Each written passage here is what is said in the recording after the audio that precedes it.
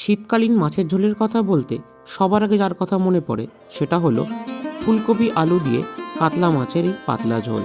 গরম ভাতের সাথে লাগে দুর্দান্ত। চলুন শুরু করা যাক। এর জন্য আমি এখানে নিয়ে নিয়েছি 4 পিস মতন কাতলা মাছ। মাছটাকে ভালো করে পরিষ্কার করে ধুয়ে নিয়েছি। তারপর সামান্য পরিমাণে একটু লবণ আর হলুদ দিয়ে মাছটাকে মেখে 15 থেকে 20 মিনিটের জন্য রেখে দেব। ততক্ষণ যারা ভিডিওটা দেখছেন কমেন্টে লিখে ফেলুন কে কোথা থেকে আমার ভিডিওটা দেখছেন। এখানে আমি একটা মাঝারি আকারের ফুলকপিকে এরকম টুকরো করে কেটে নিয়েছি আর দুটো মাঝারি আকারের আলুকে এরকম লম্বা লম্বা করে কেটে নিয়েছি। আপনারা ইচ্ছে অনুযায়ী এটাকে ছোটো বা বড় করে নিতে পারেন। একটা কড়াইতে দিয়ে দিলাম বেশ খানিকটা জল, তাতে দিলাম সামান্য পরিমাণে একটু লবণ। এরপর কেটে রাখা ফুলকপিটাকে আমি এর মধ্যে দিয়ে কিছুক্ষণ ভাপিয়ে নেব। এতে কি হবে, ফুলকপির একটা গন্ধ থাকে সেটাও চলে যাবে, পোকামাকড় থাকলে সেটাও নষ্ট হয়ে যাবে। এরপর এটাকে আমি কড়াই থেকে তুলে নিচ্ছি। তবে মাথায় রাখবেন 2 থেকে 3 মিনিট, তার বেশি কিন্তু নয়। কড়াইতে দিয়ে দিলাম প্রায় 3 টেবিল চামচ পরিমাণ সর্ষের তেল।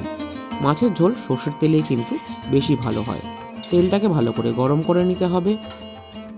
এরপর আলুগুলোকে দিয়ে দিলাম সামান্য পরিমাণে একটু লবণ। ভালো করে আলুটাকে 2 পিঠ লাল লাল করে ভেজে নেব। আলুগুলো কিন্তু খুব সুন্দর করে ভাজা হয়ে গিয়েছে। এবার আমি এটাকে তুলে নিচ্ছি। এরপর ওই তেলেই আগে থেকে ভাপিয়ে নেওয়া ফুলকপিগুলোকে দিয়ে দিলাম। ফুলকপিগুলোকেও আমি 2 থেকে 3 মিনিট মতন একটু ভেজে তুলে নেব। ফুলকপিগুলো ভাজা হয়ে গিয়েছে, দুটোকেই তুলে নিলাম। আমি দেখিয়ে দিচ্ছি দুটোর অবস্থা ঠিক কীরকম হয়েছে। ঠিক এই রকম হবে। এরপর আগে থেকে লবণ হলুদ দিয়ে মেখে রাখা মাছগুলোকে একে একে এর মধ্যে দিয়ে দিলাম। মাছগুলোকে ভালো করে প্লেস করে দিচ্ছি। এরপর 2 দিক হালকা করে ভেজে তুলে নেব।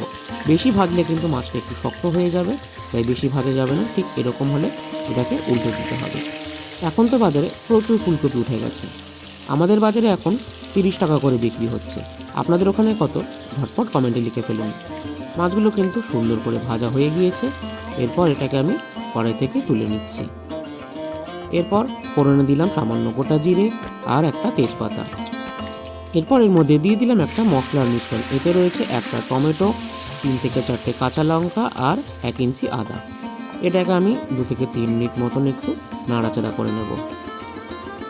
মশলাটা কষে এসেছে। এরপর এতে দিয়ে দেব 1 চা চামচ পরিমাণ জিরে গুঁড়ো, 1/2 চা চামচ ধনে গুঁড়ো, সামান্য পরিমাণে হলুদ গুঁড়ো আর 1 চামচ লঙ্কা গুঁড়ো। অল্প অল্প জল দিয়ে কিন্তু এই মশলাটাকে আমি কষিয়ে নেব, নয়তো মশলাটা পুড়ে যেতে পারে। মশলা ভালো করে কষে এলে এর মধ্যে আগে থেকে ভেজে রাখা আলু আর ফুলকপির টুকরোগুলোকে দিয়ে দিলাম। এবারে মশলার সাথে খুব ভালো করে মিশিয়ে নিচ্ছি। অল্প অল্প জল দিয়ে আমাকে এটা কষিয়ে নিতে হবে। দেখুন আস্তে আস্তে কিন্তু এটা ঠিক এরকম পর্যায়ে চলে আসবে। ফিরে এসেছি 3 থেকে 4 মিনিট পর। দিয়ে দিলাম 2 কাপ পরিমাণ জল। ঝোলটা ইচ্ছে অনুযায়ী বাড়িয়ে বা কমিয়ে নেবেন। ঝোলটা ফুটে উঠলে এর মধ্যে দিয়ে দিলাম কাঁচা লঙ্কা আর লবণ। মিশিয়ে নিচ্ছি সব কিছুকে। এরপর একে একে ভেজে রাখা মাছগুলোকে আমি ঝোলের মধ্যে দিয়ে দেব।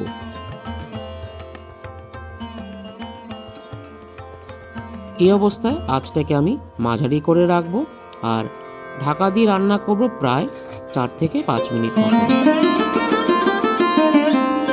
ঢাকনাটাকে খুলে নিচ্ছি। এরপর খুব সাবধানে মাছগুলোকে উল্টে দিতে হবে।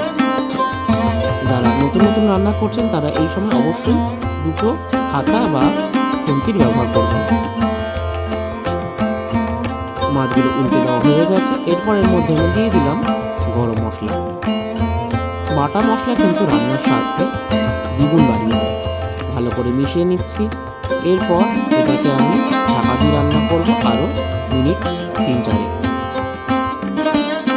ঢাকনাটাকে আমি খুলে নিচ্ছি। দেখুন এটা এই অবস্থায় আছে। একটু নাড়াচাড়া করে দিলাম। যদি কারোর মনে হয় ঝোলটা কমে এসেছে, গরম জল দিয়ে আরও 2 মিনিট ফুটিয়ে নেবেন। আলু আর ফুলকপি কিন্তু খুব ভালোভাবেই নরম হয়ে গেছে। দেখুন ফুলকপিটা কিন্তু গলে যায়নি, সুন্দরভাবে নরম হয়ে গেছে। গলে গেলে কিন্তু খেতে ভালো লাগবে না, সেটা মাথায় রাখবেন। আঁচটাকে বন্ধ করে দিয়ে 2 মিনিট স্ট্যান্ডিং টাইম দিয়ে দেবো। তৈরি হয়ে গেল ফুলকপি দিয়ে কাতলা মাছের ঝোল।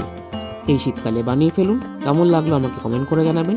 ভিডিওটা ভালো লাগলে একটা লাইক করে দিন, আর এরকম ভিডিও দেখার জন্য সাবস্ক্রাইব করে সঙ্গে থাকুন।